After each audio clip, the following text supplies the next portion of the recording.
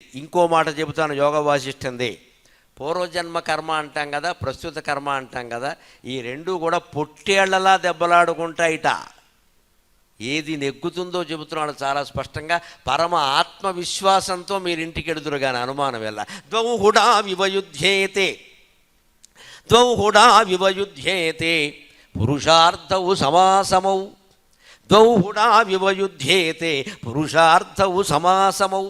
ప్రాక్తనశ్చైహికశ్చేతి, ప్రాక్తనశ్చైహికశ్చేతి శామ్యత్యత్ర అల్పవీర్యవాన్. పొట్టేళ్ల పోటీ ఎప్పుడైనా చూస్తే తెలుస్తుంది. కోడిపందాలు కాదు, కోడిపందాల్లో ఉండే తేడా ఏమిటంటే ఏదో ఒక కోడి పారిపోతుంది వెనక్కి.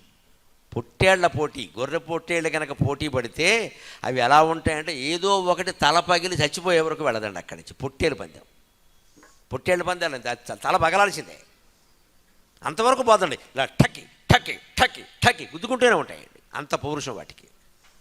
సరిగ్గా ద్వౌ హోడా వివయుధ్యేతి. సంస్కృతంలో పొట్టేళ్ళని ఏమంటారంటే హోడాహ అంటారు. హోడాక, హోడవు, హుడాహ అని ఉంటుంది. హోడా అంటే హైదరాబాద్ అర్బన్ డెవలప్మెంట్ అథారిటీ అనుకోకండి. హోడాహ అంటే గొర్రె పొట్టేలు అని అర్థం అనమాట. ఈ పూర్వజన్మ కర్మ ఏదో ఉంది కదా, మనం దుఃఖం అనుభవించాలండి. ఉదాహరణకి మనకి అది రాసి పెట్టుంది అనుకుందాం. పుత్ర వియోగమో, భార్యా వియోగమో, భర్తృవియోగమో, ధన వియోగమో, పేదరికమో ఏదైనా సరే అదొక కర్మ రాసి పెట్టుంది అనుకుందాం. పూర్వం ఉంది, అది వస్తోంది, తోసుకొని వస్తుంది కదా. ఎలా వస్తుంది తెలుసా? అది మన చుట్టూ తిరుగుతూ ఉంటుందండి జన్మాంతర కర్మ. మనం పరిశుభ్రమైన ఆచారాలు పాటిస్తే, మనస్సులో ఎప్పుడూ భగవన్నామస్మరణ చేస్తే అది పైనే ఉంటుందండి, కిందికి రాదండి. దయచేసి ప్రయత్నం చేయండి, దయచేసి ప్రయత్నం చేయండి. వచ్చేసిందని రాకుండానే స్వాగతాలు చెప్పకండి జెండాలు పట్టుకొని. రాలేదు అది, మీరు రాకుండా చేయొచ్చు. పిల్లలు పుట్టే యోగం లేదనుకో. యోగం ఎలా ఉంటుందో తెలుసా? పుట్టవలసిన వాడు ముందు తండ్రి నెత్తి మీద తిరుగుతాడు. తల్లికి సంబంధం లేదు. దయచేసి ఆడాలని ఏమి అనకండి. పిల్లలు పుట్టడానికి కానీ పుట్టకపోవడానికి కానీ, ఆడపిల్లలు పుట్టడానికి కానీ మగపిల్లలు పుట్టడానికి కానీ మగవాడే ఎక్కువ కారణం, ఆడవాళ్ళు కారణం కాదు. శాస్త్రమే చెప్పింది ఆ మాట. గొడ్రాలు అని ఆవిడకు పిచ్చి మాట ఒకటి పుట్టించాం. పిల్లలు లేని మగవాడికి మాట లేదు. పురుషాహంకారం అంటే ఇదే. మరి వీడిని కూడా గొడ్డుమోత అయినా అనాలి కదా, అనరండి ఎవడో. ఆవిడ మాత్రం గొడ్రాలు, ఆవిడ ఇంకా పేరంటానికి వెళ్ళలేదు, పెళ్ళికి వెళ్ళలేదు. అంత అవమానం ఎందుకు చేయాలి? పైగా సైన్స్ అంగీకరించిన విషయం. ఆడపిల్ల మగపిల్ల నిర్ణయించేది మొగాడు కానీ ఆడది కాదండి. X chromosomes, XY chromosomes. Y వెళ్ళి కలిస్తే ఆడపిల్ల మగపిల్లాడు పుడతాడు, ఎక్స్ కలిస్తే ఆడపిల్లే పుడుతుంది. ఈ XY క్రోమోజోమ్స్ మగవాళ్ళలో ఉంటాయి కానీ ఆడవాళ్ళలో ఉండవండి. వాళ్ళని ఎందుకంటే అన్నాం? లోకు కట్టాం, అంతకంటే ఏం లేదు. ఎక్కడ లోకు కట్టామండి నిజంగానే. ఇక్కడ వాడు ఏ రకంగానూ కారణం కాదు. ఒకడు గర్భసంచిలో ఏమైనా తేడాలు ఉంటే ఉండొచ్చు, వైద్యం చేయించండి, దానికేముంది. బోల్డు వైద్యాలు అమల్లో ఉన్నాయి ఈవేళ, తప్పించుకోవద్దండి ఎవరు. అన్నీ సరైనా సరే, 100 IVFలు DVFలు చేసినా సరే, 100 సంతాన సాఫల్య కేంద్రాల చుట్టూ తిరిగినా సరే, మనకి సంతాన యోగం లేకపోతే సంతానం కలగదు. దాని గురించిన ఆలోచనే వదిలేయాలి ఇంకా. ఎందుకంటే ఆ జీవుడు ఈ తండ్రి శరీరం మీద ప్రవేశించి తల మీద తిరుగుతూ ఉంటాడు. మాస్టర్ CVV గారు యోగ దర్శనంలో చెబుతాడు ఈ విషయాన్ని. ఈ తండ్రి ఎప్పుడు నీళ్లు తాగితే ఆ నీళ్ల ద్వారా లోపల ప్రవేశిస్తాడు, తండ్రి ద్వారా తల్లిలో ప్రవేశిస్తాడు. ఈ తండ్రికి నీళ్లు తాగే అలవాటు లేకుండా విస్కీ తాగే అలవాటు ఉందనుకో, వీడి కర్మగాలినట్టే. అలాంటి వాళ్ళకి విస్కీ పిల్లలే పుడతారు, వాడు అందులో చేరడం. అందుకే ఏమంటారంటే, కొత్తగా పెళ్ళైన దంపతులు ఎప్పుడు తీర్థయాత్రలు చేయాలి. హనీమూన్ కాదు, తీర్థయాత్రలు చేయాలి పుణ్యక్షేత్రాలకి. అది కూడా నది ఉన్న చోటికి వెళ్ళాలి. భద్రాచలం వెళ్ళి గోదావరిలో స్నానం చేయాలి, కాశీ వెళ్ళి గంగానదిలో స్నానం చేయాలి, ద్వారక వెళ్ళి యమునా తీరంలో మధురానగరం వెళ్ళి యమునా నదిలో స్నానం చేయాలి, యమునా నదీ తీరంలో ఉండే దేవాలయాలు. అది కూడా మగ ఆడ కలిసి సరిగంగ స్నానం అంటారు. అంటే ఇద్దరూ కలిసి చెయ్యాలి, చేతులు పట్టుకుని చేస్తారు, సరిగంగ స్నానాలు అంటారు. అక్కడ స్త్రీ పురుషులు ఇద్దరూ నీళ్లు తాగాలి. ఆ జీవుడు ఆ పుణ్య నదీ జలాల ద్వారా పురుషుడి గర్భంలో ప్రవేశిస్తాడు. చాలా ఉత్తముడైన కుమారుడు, ఉత్తముడైన కుమార్తె పుడతారమ్మా, సందేహమే లేదా విషయంలో. ఎందుకంటే ఈ శరీరం నీటి నుంచి ఏర్పడుతుంది. సైన్స్ కూడా అంగీకరించగా జీవకణం ఎక్కడుంటుందో నీటిలో పుడుతుంది, గాలిలో పుట్టదు, నీటిలో పుడుతుంది. ఆ నీటి ద్వారా ప్రవేశిస్తాడు. తండ్రి శరీరంతో కలిసి తల్లిలో ప్రవేశిస్తాడు. అక్కడి నుంచి తల్లి శరీరంలో శరీరం ఏర్పడుతుంది. అదే గంగానది నీళ్లతో, యమునా నది నీళ్లతో, కృష్ణానది నీళ్లతో, గోదావరి నది నీళ్లతో ఆ జీవుడు కలిసి తండ్రి గర్భంలో ప్రవేశించి తద్వారా తల్లి గర్భంలో ప్రవేశిస్తే జన్మ జన్మలకి వంశాన్ని నిలబెట్టి కీర్తివంతం చేసేటువంటి మహాకుమారుడు మహాకుమార్తెలు కలుగుతారు, సందేహమే లేదు. అందుకే కొత్త దంపతులు ఎప్పుడూ వెంటనే తీర్థయాత్రలు చేయాలి. 60 ఏళ్ళు 70 ఏళ్ళు దాటాక చేయడం కాదు, వీల్ చైర్ వేసుకుని వెళ్ళడం కాదు. వీల్ చైర్ ఉంటే వీలైన చైర్లో ఇంట్లో కూర్చో, ఎందుకు నీకు యాత్ర పని లేక వెళ్ళే వాళ్ళని బాధ పెట్టడం. ఇక్కడ యాత్రలు చేయాల్సింది కొత్త వాళ్ళు, యువ దంపతులు. 60 ఏళ్లలోగా యాత్రలు అయిపోవాలి. 60 ఏళ్ళు దాటాక యాత్ర వద్దు, మాత్ర వేసుకుని ఇంట్లో కూర్చో, గొడవలేదు. అవి బాగా కలిసి వస్తాయి. అటువంటి సంతానం కలిగితే మంచిదండి. ఊరికే ఈ కుక్కమూతి పిందెలు ఎన్ని పుట్టినా ఒకటే. ఇక్కడ వాడు పుడతాడు 10వ తరగతి దగ్గర నుంచి అన్నింట్లోనూ డింకీలు కొడతాడు, చచ్చి చావాల తర్వాత ఎందుకు పుట్టాడు రా బాబు అని. ఎందుకు వచ్చిన గోలేదు, పుట్టకపోవడమే మంచిది కదా. అందుకని చెబుతున్నారు ఇక్కడ ప్రత్యేకంగా. అంత తాపత్రయపడిపోవలసిన పని ఏం లేదయ్యా. సంతాన యోగం ఉన్నా, ధనయోగం ఉన్నా, దారిద్ర్యం ఉందండి, మన పూర్వజన్మ కర్మ ద్వారా మనకేదో సంపదలు పోయే అవకాశం ఉందండి. ఏ వ్యాపారం చేసినా నష్టపోయే యోగం ఒకటి ఉందనుకుందాం. జాతకం ప్రకారం కూడా చెప్పారు, దాన్ని తప్పించవచ్చు. కంగారు పడకుండా దయచేసి. జాతకాలు చెప్పేవాళ్ళు సాధారణంగా ఇది జరుగుతుందని చెబుతారు, కానీ ఇష్టదైవాన్ని స్మరించండి అనే మాట ఉంటుంది. అంటే మీరు దారిద్ర్య యోగాన్ని కానీ ఇతర ఏదైనా దుర్యోగాలన్నింటినీ తప్పించవచ్చు. దేని ద్వారా? ప్రాక్తనశ్చైహికశ్చేతి. నువ్వు ఇప్పుడు చేసేటువంటి జపం ద్వారా, తపం ద్వారా, పూజ ద్వారా, అభిషేకం ద్వారా, నీకు భగవంతుడి మీద ఉండే బలమైన విశ్వాసం అనే కర్మ ద్వారా ప్రాక్తన కర్మను మొత్తం తుడిచిపెట్టేయించండి. అనుమానం ఏం లేదు, తుడిచిపెట్టేయించండి. ఇద్దరు దెబ్బలాడుతున్నారు, రెండు కొట్టుకుంటాయి. ఇలాగా ఎంత కొట్టుకుంటే దౌహుడా వివయుధ్యేతే, పొట్టేళ్ళు కొట్టుకున్నట్టు కొట్టుకుంటాయి. ఏమిటవి? పురుషార్థవు సమాసమౌ, సమానమైన బలాలతో ఉన్న పురుషార్థాలు. పాత కర్మ, కొత్త కర్మ. అదే ప్రాక్తనశ్చ ఐహికశ్చేతి. ప్రాక్తన కర్మ అంటే పూర్వజన్మ కర్మ, ఐహిక కర్మ అంటే ఇప్పుడు నువ్వు చేసే పని. ఈ రెండు కొట్టుకుంటాయి, దెబ్బలాడుకుంటాయి. అప్పుడు ఏది గెలుస్తుంది స్పష్టంగా చెబుతున్నాడు. శామ్యత్యత్ర అల్పవీర్యవాన్. అతి తక్కువ బలం కలిగింది ఓడిపోతుంది, ఎక్కువ బలం కలిగింది నెగ్గుతుంది. అంటే నీ ప్రయత్నమే నెగ్గుతుంది మిత్రమా, అనుమానమే లేదు, నీ ప్రయత్నమే నెగ్గుతుంది. ఆ ప్రయత్నం భగవంతుడిని నమ్ముకుని చేయాలి. భగవద్ విశ్వాసం లేని నాస్తికుడు ఎన్ని ప్రయత్నాలు చేసినా ఒకటే దుంప తగ్గిపోతుంది, అనుమానం వల్ల చుట్టుకుపోతాడు. ఎందుకంటే వెనకాల దైవబలం లేదు. మనకేమండి, మనం భక్తులం, భక్తి గురించి మాట్లాడతాం కాబట్టి ఎంతమంది వచ్చారు ఇక్కడ. లేకపోతే వస్తారా? మీకు అందరికీ విశ్వాసం ఉంది కదా, చేయండి. తపస్సు కూడా ప్రయత్నమే, జపం కూడా ప్రయత్నమే, పూజ కూడా ప్రయత్నమే, అభిషేకం కూడా ప్రయత్నమే, ప్రదక్షిణం కూడా ప్రయత్నమే. అవన్నీ భక్తిపూర్వకంగా చేస్తే మన ప్రయత్నం చాలా బలీయంగా ఉంటుంది. ఎంత పాపకర్మనైనా తోసేస్తుంది. దాని కనకధారాస్తవం ఉదాహరణ. దద్యాదయా అనుపవనో ద్రవిణంబుధారాం అస్మిన్ నకించన వికంగ శిశౌ విషణ్ణే దుష్కర్మ ఘర్మమపనీయ చిరాయ దూరం. దుష్కర్మ ఘర్మమపనీయ చిరాయ దూరం నారాయణ ప్రణయిని నయనాంబువాక.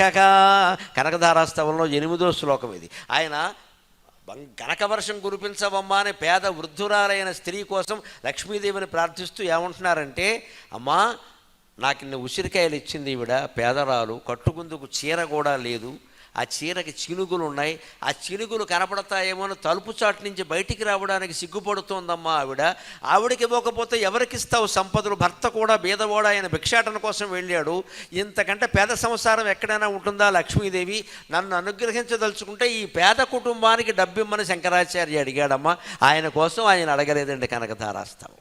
పేద కుటుంబాన్ని కాపాడమన్నాడు. అది కూడా అప్పుడు వెంటనే లక్ష్మీదేవి ఏమందంటే, వాళ్ళు పూర్వజన్మలో ఎవరికీ పెట్టలేదయ్యా, పరమ పిసినుగొట్టుల్లా బతికారు, అందుకే ఈ జన్మలో దరిద్రం వచ్చింది, ఎలా ఇవ్వమంటావు? కర్మను నేను మార్చగలనా అంటే ఆయన ఏమన్నా అంటే, దుష్కర్మ ఘర్మమపనీయ చిరాయ దూరం నారాయణ ప్రణయిని నయనాంబువాకగా. ఆవిడలో ఉండే ఈగోని రెచ్చగొట్టేశాడు. నువ్వు విష్ణుమూర్తికి భార్యవా, సముద్రానికి కుమార్తెవా, నువ్వు కూడా మా కర్మను మార్చలేకపోతే ఎవరు మారుస్తారు? నువ్వు మార్చి తీరాల్సిందే అన్నాడు. ఖచ్చితంగా దేవతలు మారుస్తారు, మన ప్రార్థన మారుస్తుంది. లేదా ముక్కోటి దేవతలు దేనికంటే ఇక్కడ పని లేక. పైగా మనకి హిందూ మతంలో ఉండే గొప్ప సౌకర్యం ఏంటంటే, ఒకళ్ళు మార్చకపోతే ఇంకోటి మారుతారు. 25 మంది ఉన్నారు, మనకి గొడవలేదు ఇక్కడ. అది మన గొప్ప సౌకర్యం. వీళ్ళు కాకపోతే వాళ్ళు కాకపోతే వీళ్ళు, ఎవడు కాకపోతే జై వీర హనుమాన్ ఆయన మార్చేస్తాడు, మొత్తం తోకెట్టి కొడతాడు అంతే దేవతలందరినీ, తిరుగులేదు ఇంకా. జై బజరంగ బలి అంతే. అంత శక్తిమంతులైన దేవతలు మనకుంటే మతం మార్చే కర్మ మనకేమిటండి ఇక్కడ పని లేక. ఒకవేళ నిజమే ఈయన మీద విశ్వాసం లేదు, ఇంకో దేవుడిని పట్టుకో, ఆయన మన దగ్గరే ఉన్నాడుగా, సోమవారం కాకపోతే శనివారం పట్టుకో, ఇంకో మతం మారాల్సిన కర్మ మనకేమిటండి. అంత ధైర్యాన్ని ఇచ్చేటువంటి ఏకైక మతం హిందూ మతం, ఏకైక ధర్మం హిందూ ధర్మం. ఒక్క మాట మనకి బాగా ఉపయోగపడే శ్లోకం చెప్పుకొని మనం సెలవు తీసుకుందాం. కర్మ సిద్ధాంతంలో పురుష ప్రయత్నం యొక్క ప్రాధాన్యం ఏమిటో తెలియజేసేది. సంజయుడు యుద్ధఘట్టాలన్నీ వినిపిస్తాడు ధృతరాష్ట్రుడికి. మరి ఆయనకి నాకు అన్నీ చూడాలనుందని కళ్ళు లేవు కదా, అందుకని వ్యాసుడు సంజయుడికి వరం ఇచ్చాడు, దివ్య దృష్టి ఇచ్చాడు. పైగా ఇంకో రహస్యం, సంజయుడు యుద్ధం కూడా చేశాడు, కేవలం ఖాళీగా కూర్చోలేదు, యుద్ధం చేశాడు. కౌరవుల తరఫున యుద్ధం చేశాడు, ఆయన ధర్మం ఆయన చేశాడు. యుద్ధం చేస్తూ తిరుగుతూ ఆయనకి ఇచ్చిన వరం ఏమిటంటే, వ్యాసుడు నీకు అందరి ప్రవృత్తులు తెలుస్తే, బయటికి కనిపించే విషయాలు కాదు, లోపల లోపల వాళ్ళ ఆలోచనలు కూడా తెలుస్తాయి, అవి అవసరాన్ని బట్టి ధృతరాష్ట్రుడికి చెప్పు అన్నాడు. ఈ చెప్పేటప్పుడు సంజయుడు పాటించిన గొప్ప నీతి ఏమిటో తెలిసి, ఇవాళ ఐఏఎస్ ఐపీఎస్ అధికారులు నేర్చుకోవాలండి. పై పాలకులకి ఇష్టం ఉన్నా లేకపోయినా సరే ఐఏఎస్ ఐపీఎస్ వాళ్ళు సత్యం చెబితే ఖచ్చితంగా దేశం బాగుంటుంది, ఖచ్చితంగా దేశం బాగుంటుంది. అది విదురుడు చేశాడు, ఆ పని విదురుడు చేశాడు, సంజయుడు చేశాడు. ఇవాళ దురదృష్టవశాత్తు ఐఏఎస్ ఐపీఎస్ అధికారుల్లో ఎక్కువ మంది ఎలా తయారయ్యారు అంటే, ఆ పాలక వర్గంలో ఉన్న పెద్ద ఆయన ముఖ్యమంత్రో మరో మంత్రో ఏం చెబితే అది అదేనండి, ఏం కాదు, అవదని చెప్పాలి, అధర్మం అని చెప్పాలి, తప్పని చెప్పాలి. దానివల్ల జరుగుతున్నది ఏమిటో అందరికీ తెలుసు. వారు పదవిలోంచి దిగిపోతారు, వీరు జైలుకి వెళ్ళిపోతున్నారు. ఇక్కడ ఎందుకు వచ్చిందండి ఈ గొడవ? దానికి మార్గం భారతం చూపించింది. ఖచ్చితంగా నువ్వు నీతిగా ఉండవయ్యా, నిన్ను నీతి తప్పనవాడు చెప్పాడు. అందుకే సంజయుడు ధృతరాష్ట్రుడి ఘట్టాలు చెబుతూ ఉంటే ఆయన అంటాడు, ఈ సైంధవ వధ జరుగుతుంది 14 రోజులు. సైంధవుడు చనిపోయాడు. సైంధవుడు ఎవరు? ధృతరాష్ట్రుడికి అల్లుడు, పైగా ఒక్క కూతురు, ఒకే ఒక్క కూతురు, నాకు ఒకే ఒక్క కూతురు, దాని మొగుడిని చంపేశాడు. మరి ఈ కూతురు మొగుడు ఎలాంటి వాడు? వీడు 10 మానభంగాలు చేశాడు, ఇప్పటికే 10 మానభంగాలు చేశాడు. మరి వాడిని చంపకపోతే ముద్దెట్టుకుంటారండి? ఆ దుఃఖం లేదు ధృతరాష్ట్రుడికి, మా అల్లుడిని చంపేస్తారు, మా యుద్ధం అని. పైగా ఏమంటారంటే, కాలం అటువంటిది, అందరూ పోతున్నారంటే కాలం కాదు, ధృతరాష్ట్ర తప్పించుకునే ప్రయత్నం చేయదు. కాలోయం పుత్ర రూపేణ తవ జాతో విశాంపతే న వధ పూజ్యతే వేదే హితం నైవ కథంచనా. కాలం మీదకి ఎందుకు గెంటేస్తావు ధృతరాష్ట్ర? కర్మ సిద్ధాంతం అంటే నువ్వు అనుకున్నది కాదు. ఏ కర్మ, ఏ పూర్వజన్మ కర్మ, ఏ కాలం ఇందులో లేదు. నీ బుద్ధి పనిచేసింది, వంకర బుద్ధి అని చెప్పాడు ఖచ్చితంగా సంజీవుడు. నీ బుద్ధి నువ్వేం చేశావు? కాలోయం పుత్ర రూపేణ తవ జాతో విశాంపతే. నువ్వు అనుకున్న పూర్వజన్మ కర్మ దుష్కాలం నీ పెద్ద కొడుకు రూపంలో పుట్టిందయ్యా, నువ్వెందుకు గ్రహించలేకపోయావు ఈ విషయాన్ని? వాడు ఏదంటే చేసేస్తావా? వాడు పేకాడుతుంటే ఆడమంచి ఊరుకుంటావా? వస్త్రాపహరణం జరుగుతుంటే పోన్లేని ఊరుకుంటావా? పోన్లే ఊరుకోవడం కాదండి. ధృతరాష్ట్రుడికి చాలా ఇంట్రెస్ట్, ఏం జరుగుతుంది అని అడిగాడు పక్కవాళ్ళు. వీడికి ఎందుకండి ఈ గోల?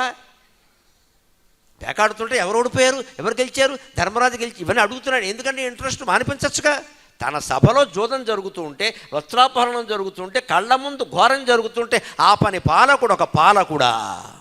వాడికంటే పల్లెటూళ్ళలో పాలకుండనయం కదా కనీసం ఈ పాలకుడు కంటే. ఇన్ని తప్పులు చేసి ఇవాళ సైంధవుడు పోయాడు, దుర్యోధనుడు పోయాడు, కర్ణుడు పోయాడంటే పోరా? కాలం దుష్కాలం దుష్కర్మ ఎక్కడా పూర్వజన్మలో లేదు. ధృతరాష్ట్ర మహారాజా నీ కొడుకులో ఉంది. నీ కొడుకుని నువ్వెందుకు అదుపులో పెట్టలా? పైగా నువ్వు తండ్రిగా సరిగ్గా ప్రవర్తించి ఉంటే ఈ దుఃఖం నీకు ఇప్పుడు వచ్చేది కాదు. సకృత్వా పితృకర్మాణం పుత్రం సంస్థాప్య సత్పథే అని గోప వాచిపోయేలా చెబుతాడమ్మా. ఆయన ఆనాటి ఐఏఎస్ ఐపీఎస్లు ఎంత ధైర్యంగా వ్యవహరించారో చూడండి. సకృత్వా పితృకర్మాణం పుత్రం సంస్థాప్య సత్పథే వర్తేధాయది ధర్మేణ నవ్యసనం త్వాం వ్యసనం నవ్రజేత్ త్వాం వ్యసనం నవ్రజేత్ మహి అంటాడు. నువ్వు తండ్రిగా నువ్వు చేయవలసిన పని చేయాల. మనలో కూడా చాలా తండ్రులకి గుణపాఠంగా ఒక మాట చెప్పుకోవాలి మనం. కొడుకు కానీ కూతురు కానీ తప్పుదారిలో పెడుతున్నారు అంటే వెంటనే ముందు ఫైనాన్స్ కట్ చేసేయాలండి. ఆర్థికం అందనీయకూడదు. క్రెడిట్ కార్డు లాగేసుకోవాలి, డెబిట్ కార్డు లాగేసుకోవాలి, అకౌంట్లు రద్దు చేసేయాలి, రూపాయి ఇవ్వకూడదు. ఆ ధైర్యం ఎంతమందికి ఉంది? అబ్బాయి కాదంటే ఆస్తులన్నీ అమ్మేసుకోవాలి. ఇక్కడ అందుకే చెప్తున్నాం సకృత్వా పితృకర్మాణం. కొడుకు ఎలా ఉన్నాడు అనేది పక్కన పెట్టవయ్యా, తండ్రిగా నీ బాధ్యత నువ్వు చేయాలా వద్దా? ఈ బాధ్యత ఖచ్చితంగా మొగాడే చేయాలండి, ఆడాళ్ళు చేయలేరు. ఇది ఆడాళ్ళు కొంచెం సున్నితంగా ఉంటారు. తల్లి చెప్పలేదు అలాగా, బాధపడుతూ వాడు ఏమైనా చేసుకుంటాడేమో అని బెంగ. చేసుకొని అలా తండ్రి అక్కడ నువ్వు ఆడాళ్ళు సహకరిస్తే చాలా, మా మొగాళ్ళు చేయాలి ఖచ్చితంగా. ఇంట్లోకి రావద్దు, నీ ఇష్టం వచ్చి తాగి తందనాలాడడానికి కాదు, ఇక్కడ పో, బయటికి పో, కప్పులు కడుక్కొని చెప్పాలి. ఏ తండ్రి అయినా ఏ కొడుక్కైనా దుర్వ్యసన పరుడైన వాడికి ఇంట్లోంచి గెంటీసి అలా చెప్పగలిగితే నేను నమస్కారం చేస్తానని నా తండ్రికి ఖచ్చితంగా నమస్కారం చేస్తాను. అది బాధ్యత. మన వాళ్ళు మనకు తప్పుతారు ఏంటండి, మనకు కూడా వాళ్ళతో పాటు తప్పదండి దరిద్రం. ఇక్కడ ఈ మనవాళ్ళు ఎక్కడి నుంచి వచ్చారు? నువ్వు శరీరం లేకపోతే మీ వాడు వచ్చాడా? నువ్వు పెళ్లి చేసుకోకపోతే మీ వాడు వచ్చాడా? నువ్వు పెంచకపోతే మీ వాడు వచ్చాడా? మిత్రమా, దుర్వ్యసనపరుడైన కుమార్తెను కానీ కుమారుడు కానీ ఇంట్లో పెట్టుకుని నిద్రలా పోతామండి సమర్థించుకుంటూ. ఆ ప్రభుత్వం మద్యపానం నిషేధం నువ్వు నిషేధం చేయలేవు, నీ ఇంట్లో ప్రభుత్వం చేస్తుంది. ఎక్కడ నీ ఇంట్లో ఉన్న నలుగురు తాక్కుండా నువ్వు చూడలేవు. ఎక్కడ సూర్యాపేట మొత్తం మున్సిపాలిటీ చేయాలి, ఎవడు చేస్తాడు? ఎవడికి పట్టింది ఇక్కడ? మన ఇంట్లో మనం చేయలేకపోతున్నాం నిషేధం, బయట ఎక్కడ చేస్తారండి? మన కర్తవ్యాలు మనం మానేసాం. దానికి భారతం చెబుతోంది హెచ్చరిక, సకృత్వా పితృకర్మాణం. నీ తండ్రిగా నీ బాధ్యత నువ్వు చేశావా? ఏమిటి చేయాలి? పుత్రం సంస్థాప్య సత్పతే. నీ కొడుకును మంచి మార్గంలో పెట్టే ప్రయత్నం చేశావా? అది చేయలేదే. వర్తేధా యది ధర్మేణ. నువ్వు ధర్మంగా ప్రవర్తించు ఉంటే నత్వాం వ్రజేత్ వ్యసనం. ఈ దుఃఖం ఇప్పుడు వచ్చి ఉండేది కాదయ్యా. కర్ణుడు చనిపోయాడు, దుర్యోధనుడు చనిపోయాడు, సైంధవ అందరూ చనిపోతారు, నోరు మూసుకుని వినమని చెప్పాడండి. ఇది మనం నేర్చుకోగలగాలి ఖచ్చితంగా. చివరిగా ఒక్క మాట చెప్పి నేను సెలవు తీసుకుంటా. మానవ జన్మకి పరమార్థం తపస్సు, తపస్సు, తపస్సు. ఇంత జన్మ ఎత్తి కూడా మనం జపం చేయడం లేదు, తపం చేయడం లేదు, భగవంతుడిని స్మరించడం లేదు అంటే అది వృధా అయిపోయినట్టే లెక్క. అందుకని వెంటనే ప్రయత్నం మొదలుపెట్టండి. చెలువో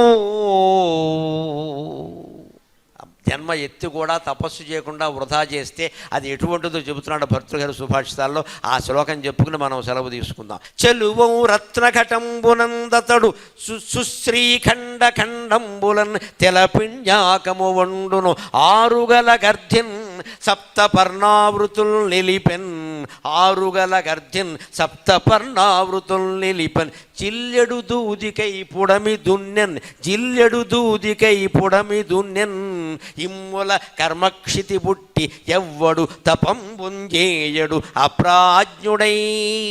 అజ్ఞానంతో భారతదేశంలో పుట్టి కూడా జపము తపము రోజు అరగంట సేపైనా ఎవడైతే చెయ్యడో వాడెంత మూర్ఖుడు అంటే, రత్నఘటంబునందతడు తెలపింజాకము వండే. రత్నాలు పొదిగిన బంగారపు పాత్ర పొయ్యి మీద పెట్టేట. జాగ్రత్తగా అర్థం చేసుకుందాం, దుర్లక్షణాలంటే అలా ఉంటాయి. రత్నాలు పొదిగిన బంగారపు పాత్ర పొయ్యి మీద పెట్టేట, కింద మంచి గంధం కట్టెలు పెట్టేట. ఇంత చేసి ఏం వండుతున్నామంటే తెలగపిండి వండుతున్నానని చెప్పేట. తెలగపిండికి ఇంత సీన్ ఉందా? రత్నాల కుండ పెట్టి కింద మంచి గంధం పట్టెలు పెట్టి తెలగపిండి వండుతావా? కనీసం పరవాన్నం వండు. పరవాన్నం వండాలనే ఆలోచన రాలా, తెలగపిండి వండుతున్నట్ట. ఇంత మానవ జన్మ మనకు వచ్చి కూడా భగవత్స్మరణ చేయట్లేదు అంటే మనం రత్నాల కుండలో తెలగపిండి వండుతున్నట్టు లెక్క. ఇంకో మాట చెప్పాడు, ఆరుగల గర్ధిన్ సప్తపర్ణావృతులు నిలిపిన. ఆళ్ళు, రాగులు, సజ్జలు, కొర్రలు లాంటివి ఉంటాయి చిరుధాన్యాలు. అవి గొప్ప పంటలే కాదనేది, అవి బలాన్ని ఇస్తాయి. కానీ వరి పంట మనకి ముఖ్యం కదా.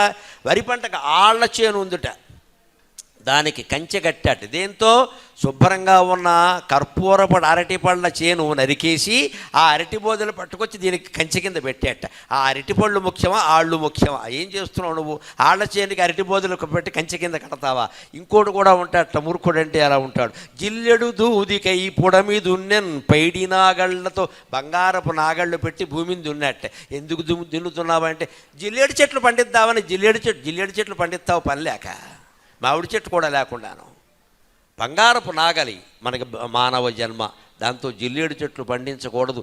శివుణ్ణి స్మరించాలి, శివుణ్ణి స్మరించాలి, భగవంతుణ్ణి స్మరించాలి. ఆ స్మరణ చేస్తూ మన పని మనం చేస్తే ఏ దుష్కర్మ మన దగ్గరికి రాలేదు. ఖచ్చితంగా మనం విజయం సాధించి తీరతాం. అటువంటి ధైర్యాన్ని ఈ నా ప్రసంగం మీకు ఏమాత్రం ఇయ్యగలిగినా నేను ధన్యుణ్ణి. నాకు ఈ 4 మాటలు నేర్పిన మా అమ్మ ధన్యురాలు. స్వస్తి.